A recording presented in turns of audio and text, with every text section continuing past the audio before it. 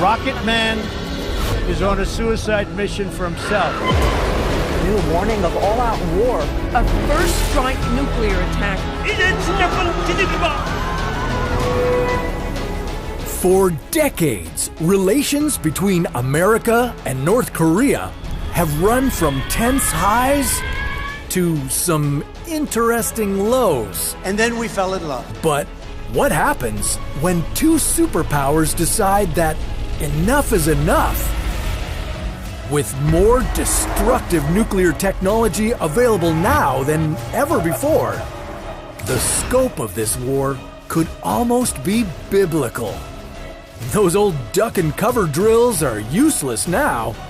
So what if North Korea tsunami-bombed America? Where would the bomb be detonated? How much time would you have to evacuate people? And would the fallout be worse than the tsunami? This is What If, and here's what would happen if North Korea tsunami-bombed America. In 2018, Russia announced the creation of a self-proclaimed doomsday machine, the Poseidon. This 50-megaton nuclear bomb is designed to trigger a tsunami after being detonated under an ocean's surface. Even New Zealand tried to weaponize nature back in 1944 with Project SEAL. Using a series of nuclear blasts, they created a 10-meter tsunami wave. But now, if North Korea tried to tsunami bomb America, how strong would the blast have to be? So far, there's only been one attack by one nation against another using nuclear weapons. But if this long-standing rivalry were to go nuclear, all bets would be off. And unlike World War II attacks on Hiroshima and Nagasaki, if North Korea instigated nuclear war, their bomb wouldn't drop from a plane. Chances are, North Korea would use a submarine for a sneak attack. And now they have a closer shot at reaching the coastline. And if North Korea wanted to only set off one bomb, they would use something as destructive as the Poseidon. But it could be more likely that North Korea would trigger a series of nuclear explosions near California's beaches. After all, some reports estimate North Korea's nuclear stockpile is as high as 60 weapons, with some weighing around 5,000 tons. A chain reaction of nuclear explosions in the Pacific Ocean would set off a massive tsunami that would head right for the US shoreline.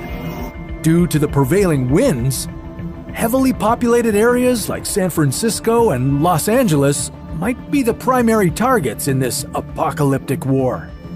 If the bomb detonated close to shore, the blast would generate waves, but they wouldn't reach the deadly speeds that cause so much destruction inland.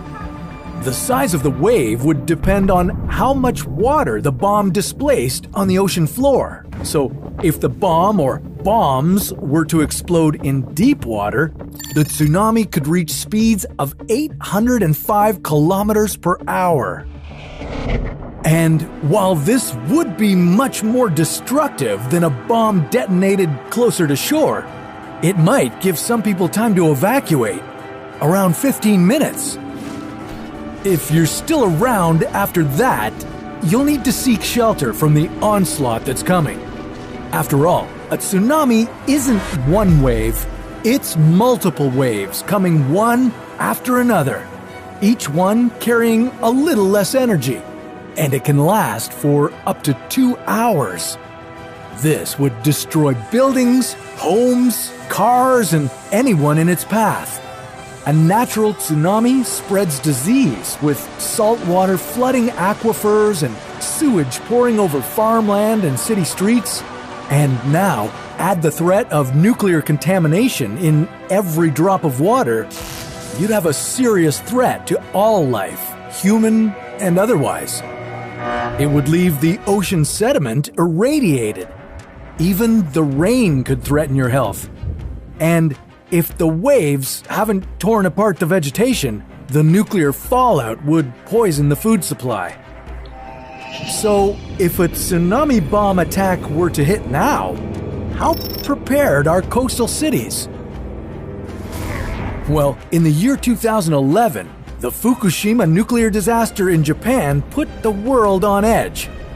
We watched, in real time, the effects of two massive forces of nature colliding as the power plant began melting down after a tsunami.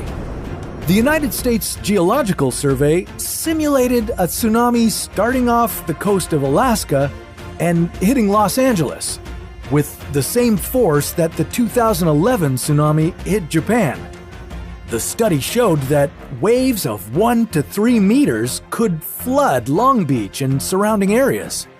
Depending on what time of year the attack happened, almost 500,000 people could need to be evacuated, and thousands would be left homeless.